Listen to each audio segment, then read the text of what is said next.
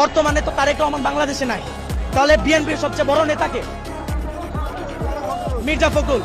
এখন আমি বলতে হাসি পাচ্ছে আমার, মির্জা ফখরুল যদি দেশের সবচেয়ে বড় নেতা হয় বিএনপির, তাহলে গত 3 মাসে কেন মির্জা ফখরুলকে কোনো টক শোতে কিংবা কেন কোনো মিডিয়া ফেস করতে দেখা যায়নি?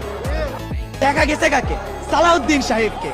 এখন আপনারা যারা পলিটিক্সের ভিতরে আছেন বা থাকেন তারা জানেন গত 10 বছর সালাউদ্দিন সাহেবকে ভারতে বিলাসবহুল ভাবে 3 স্টার প্লাস রিসর্টে রাখা হয়েছে, তাকে সম্পূর্ণ সুযোগ সুবিধা দেওয়া হয়েছে, তাকে সেটিং করা হয়েছে ভারতীয় দালাল প্রথায়। তাই সে হচ্ছে, আমি নিজের মুখে বলবো, আমি জানি না আমি এটা বলার পর আমি বাঁচবো কিনা, আমি আমি আমি আল্লাহর আইনে আল্লাহর জমিনে দাঁড়ায় বলবো, বিএনপি হচ্ছে ভারতের দালাল, ভারতের দালাল, ভারতের দালাল।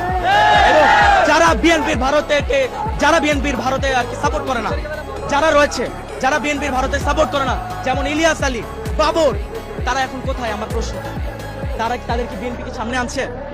কেন আনছে না? কারণ বিএনপি তাদেরকে আনতে দিবে না, তারা ভারতপন্থী না, তারা ভারতের বিরোধী, এবং ভারত আর বিএনপিটা চায় না। তারা এখন এক হয়ে গিয়েছে, 2 সাপের 1 বিষ, আওয়ামী লীগ আর ধানের শীষ।